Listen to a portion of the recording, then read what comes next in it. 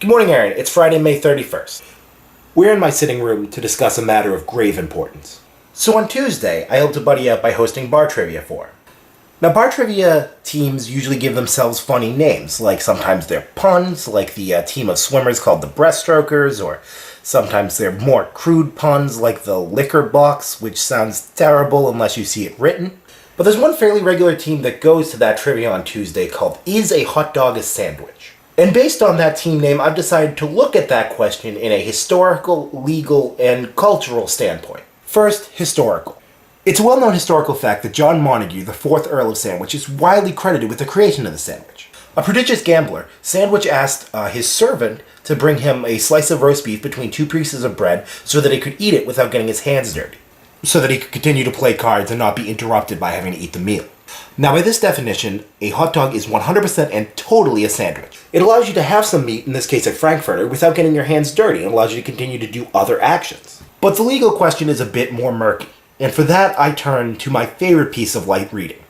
A 202-page document produced by the Department of Agriculture called Food Standards and Labeling Policy Book. Now, this is one of those documents that's supposed to help consumers out, but helps exactly 0 people better understand the food that they're eating. For instance, it tells you the difference between lasagna with meat and sauce, which must contain at least 12% meat, and lasagna and meat sauce, which must contain at least 6% meat. Which is like a really useful guide to have if you're willing to thumb through a 202-page federal government document every time you go to the store. Now, this document defines a sandwich as, quote, must be at least 35% meat and no more than 50% bread.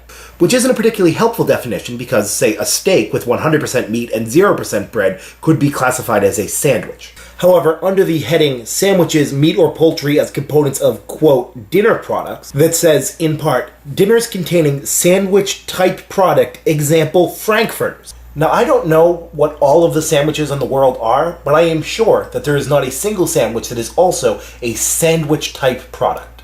The courts, however, are here to bail us out. The current legal precedent vis-a-vis what a sandwich is or is not actually comes from the great Commonwealth of Massachusetts. Worcester County Superior Court Justice Jeffrey Locke, in his November 2006 opinion, in the case of White City Shopping Center versus PR Restaurants, uses the definition from Webster's Dictionary, which says in part that a sandwich is, quote, 2 thin pieces of bread with a thin layer spread between them. He was, for the record, ruling whether or not a burrito was a sandwich, but we can extrapolate from there. Now, a hot dog does not classically fit this definition. It is not 2 pieces of bread with something in between them. It is a piece of bread that's cut open with something put inside. But the underlying point here is that language isn't about what the USDA says, or what the courts say, or even what dictionaries say. Language is defined by the way that language users use language. So if you were at a party where someone said they were serving sandwiches and they brought out a hot dog, would that seem weird to you? And it seemed weird to me, but I'm not the only one. I'm not the only English language user. We are English speakers. We are the people who use the language, and we get to decide what words mean. Language exists so that we can put sounds or squiggles together and communicate clearly and effectively. And using that, I don't see how we can say that a hot dog is a sandwich. I've decided today to side not with John Montagu, but with the USDA and the Worcester Superior Court in saying that definitively a hot dog is not a sandwich. But I'm completely mindful of the fact that I might be wrong. Aaron, I'll see you on Monday. Links to the court opinion as well as the USDA's 202-page tome are in the magical words right below me.